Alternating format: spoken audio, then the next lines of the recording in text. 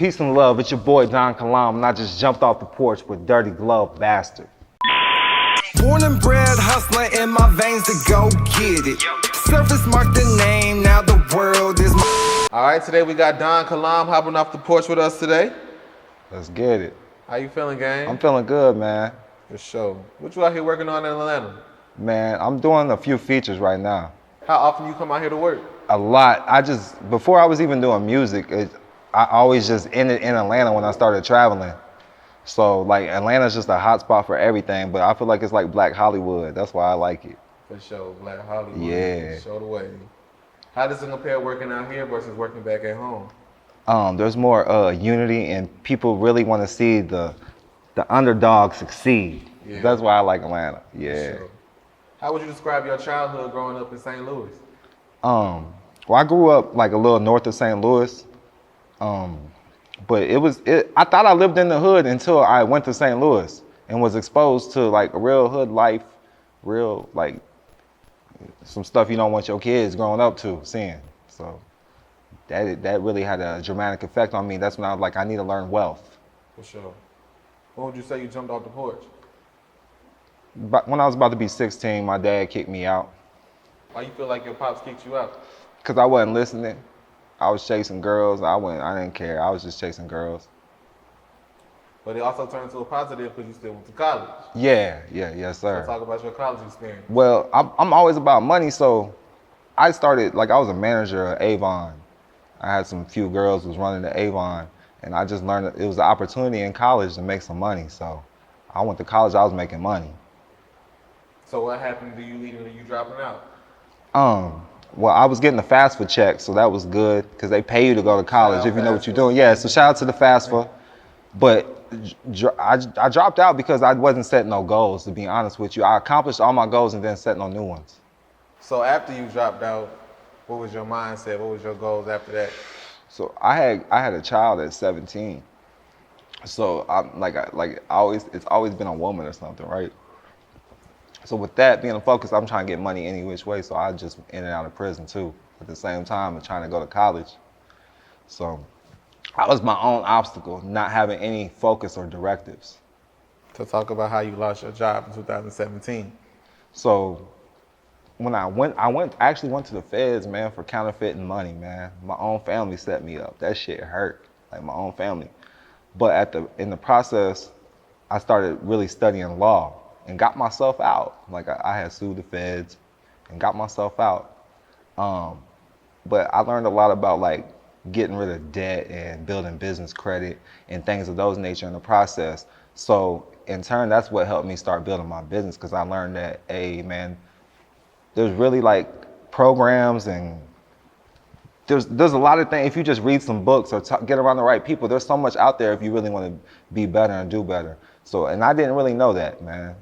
But when stuff hit the fan, then you start really like, hey, I need to figure something out. I got kids now. That's how I started looking at it. I got kids. I got to be a role model for them. All right, speaking of shit in the fan, how your family set you up and turn you into the feds for counterfeiting money? Hey, like in the paperwork when you're reading it, it said he got caught at a store or something with it. And, you know what I mean? But it hurt at first, but it is what it is, you know. If you walk by faith and not by sight, then accept accountability, greater things is on the other side. For sure. So that also you learn, like you said, business credit and becoming more of a business savvy person. Yes. So what are some of the traits and gems you would teach somebody that is learning and stepping into the limelight of, all right, I want to become an entrepreneur this way, or I want to venture into this business? I don't want to get too deep, but like Jay-Z said, I'm not a businessman, I'm a businessman. People got to know their name is the brand. Their name is the business. You always work for your name, period. So if that's even if it's building credit in the streets, so that's important. Like I got a lot of haters too, but it's important to really have genuine fans and genuine, like a family that you actually work for. Because the saying I use is, if you can't be used, then you're useless. So learn how to be used correctly. So what are some of the businesses that you own today? Right now, I just got endorsed by Kush Snacks. I like this. Kushnacks. It's our own edible brand. It did get launched in Atlanta. But one thing that, like, even my man, he did my music video behind me, man. But he got a car rental place. When he learned that his name was a business and started learning about business credit. So we teach people how to set up the LLC, you know, and then get business credit off it, and then even like asset protection, which is trust, pretty much. For sure. Talk about your certified credit consultation. All right. A lot of people used to be like, certain things are a scam. So I was like, man, let me get certified. Let me get certified, because people believe in certifications, you know? So that's why I got the certifications, just so people can believe in, they trust you more. But in the process of that, I do want to shout out to Hall of Fame boxer Winky Wright. He met Winky too. So shout out to Winky Wright. He does some business credit stuff with us as well. For sure. Talk about some of the importance that comes with having good credit. There's been times, like, I'm not gonna say it's easy, all right? I'm not gonna say, because that's still a job to maintain your credit, but there's been times where I didn't have any cash, and then I can rely on credit or business credit, or even just establish a business and go to a bank and get some startup funding. Like, people don't understand, like, when you become when you hear like Rick Ross, that name, that's a business, that's not no name, that's a business. That name's getting paid. Yeah.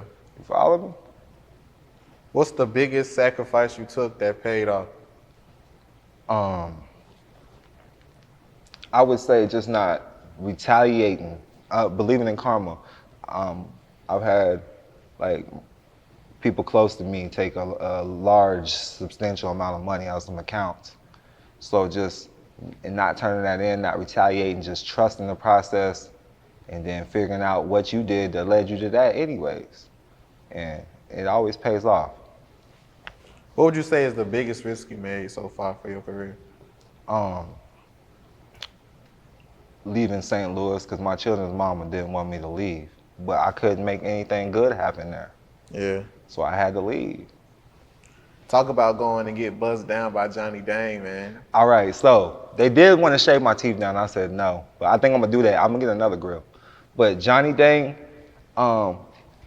it was dope meeting Johnny Dang. He's a very busy man, but shout out to him. He's in Paul Wall. Shout out to Paul Wall. I got to meet them too. But that was I watched the video, and like I was just talking about goals, I said, man, I wrote the goal down that I'm gonna go meet Johnny Dang. He's gonna give me a grill. And then a client came through and he took care of that for me. So it really worked in like 2 weeks. Like, I wrote the goal down, 2 weeks later, I met Johnny Dang. That's hard. So when would you say you started making music? I always helped people do music, but they never really liked my music where I was from. They never really listened to it. And then I came to Atlanta. They're like, bro, you need to come to the studio.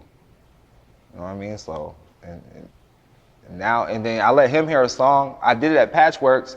It's like, why are you just making music and holding on to it? Let me do a video for you. And we did a music video, and it's doing numbers now. We had like over 600,000, 650,000. Yeah. For sure. So what motivated you to start taking your music serious? To be honest, Carlos Brown, I don't know if you know who Carlos Brown is. I see what he was doing for the underdog, man, out here. He putting on events and allowing them to exchange energy with people that's really in the industry, big names. And I just wanted to support. I liked what he was doing, man. So I was like, let me get behind him and really see if he's about it. And everybody that he was connected with really cared about the artist. So I'm like, man, let me get serious about it, man. And if anything, I can lead other people, just lead by example. That's hard. Who would you list as some of your musical influences? Of course, Nipsey Hussle. I like Tupac, but I listen to Jay-Z. I do listen to Lil Wayne too. I just see different things and a lot of different things. So those are my top right there. But Nipsey Hussle more than everybody right now. For sure. How would you say you got your rap name? I went, I'm Muslim, by the way. So I go by Malik Kalam, one of my Muslim names. So I don't know, just Don Kilam. People just start calling me Don. I just threw Kilam at the end. I don't know. That's it just came to me. I would say it just came together. Yeah, and I just trademarked it. I got all that together, man. My boy said his name's a brand. He told y'all that. He told y'all that. So like you said earlier, Born and Bred reached 667,000 views on YouTube. What was that moment like for you? Man, it felt really good. I felt proud because I didn't think we was gonna be able to do it. But I mean, like, I don't know if you've seen, I keep business cards every time I go. I live in Vegas now. We stand on the strip, hand out cards. Everywhere we go, I put them in apartment buildings. And if I go to your house, you live in an apartment building, man, I'm like, let me walk around. I mean, I'm putting cards on all the doors. Instead of scan me. People just take commands pretty easy. Like, hey, man, I hang out with somebody, I see them, make them laugh, and be like, hey, man, since I made you laugh, go ahead and scan this for me. Feed my family with it.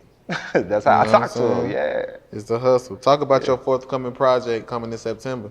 All right, man, so it's definitely gonna be different. I'm working with a lot of female artists right now. I don't know why and why it's happening, but I came to Atlanta, I'm working with a lot of female artists right now, but I got a different mixture in music. Like, I believe I come from the conscious community. That's really like the Muslims and the Moors.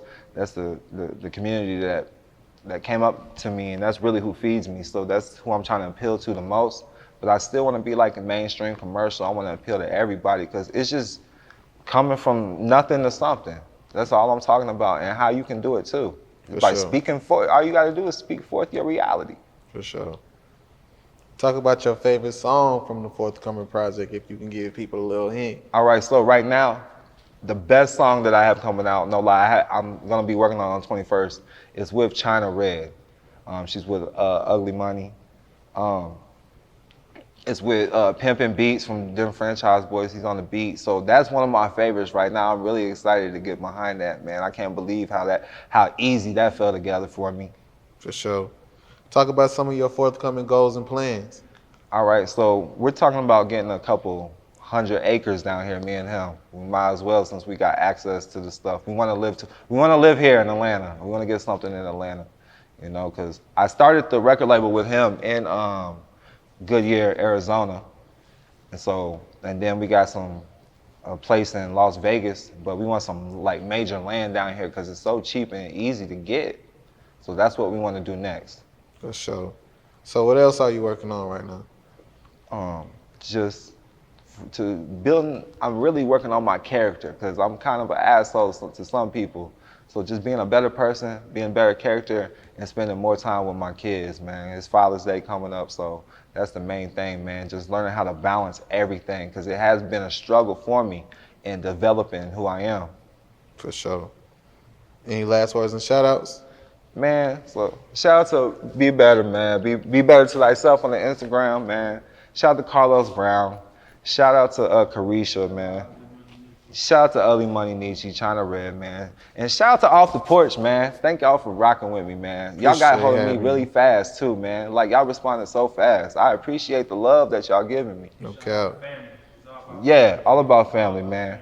For sure, man. And the haters, they make me relevant, too. And everybody that's been rocking with me since day one, you're the one that keeps me waking up. That's just what it is, because I want to give up all the time. It's not easy. But when I get your messages, you tell me how I inspire you, that's what keeps me going. Real shit. Appreciate you having me today, Don Yes, Kilam, sir, man. Yes, sir. I appreciate being here, man. Gang. Yes, sir. Born and bred hustler in my veins to go get it. Surface marked the name, now the world is my kitchen.